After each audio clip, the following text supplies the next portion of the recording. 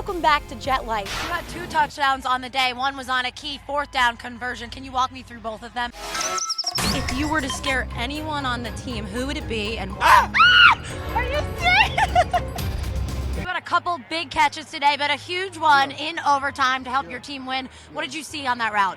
I mean, I seen Bryce get flushed from the pocket. You brought up his name. What did you think about the play of your quarterback today? We've talked about it all season long. The Jets just haven't been making plays in the second half, but today after the break, they came out firing. It's the second annual Project 375 paddle battle hosted by Jets wide receiver Brandon Marshall. Let's go inside. You have an infectious personality. Hello, Jets Nation. How do you think you got your sense of humor? How difficult is the rehab process, especially for you, because it's 2 injuries. You got the hip and the shoulder. Well, I'll say it makes my days longer. Later in the show, I finally get to channel my inner Giada De Laurentiis. But first, EA sits down with Larry David for an interview about nothing. If you played football, what position would you play?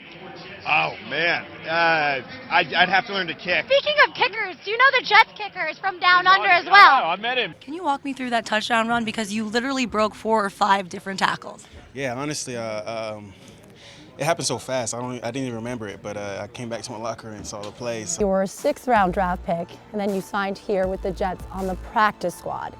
Do you use that as motivation against the other 31 teams that went 5 whole rounds without picking you? Definitely. I think a lot of guys use that as motivation. You had a 69-yard touchdown run. That was so impressive, that run there. What did you see on that play? Do you know that was the longest play of the Jets season? Another rookie, Robbie Anderson, week after week, he's making plays. Last week, he got his 3rd touchdown of the season.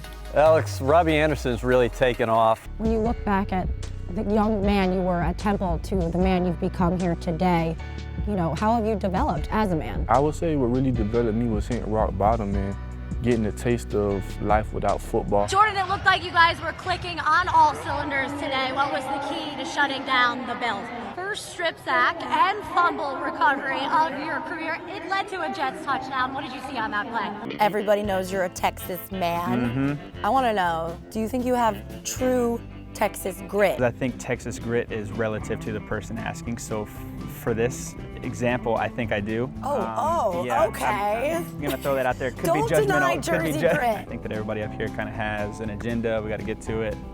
Oh, really? Yeah. Is this definitely. interview over yet? Yeah, exactly. Why do I feel like you're a guy that loves a good theme party? Like you crush the dress-up game. Do you go out with your girls on Halloween and dress up with them? Yeah. I think this Halloween, my little girl is gonna be Jasmine, the princess from Aladdin.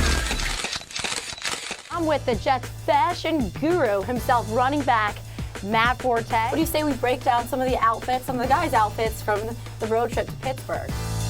Rontez Miles returns to his home city of Pittsburgh, Pennsylvania, and this is what he shows up in. Look at the Master P glasses. Fail. Those are those even real? Does he even have a prescription? All right, I have to ask you, the biggest shoe size on the team. It's an 18, actually. What does an 18 look like? I'm kind of scared.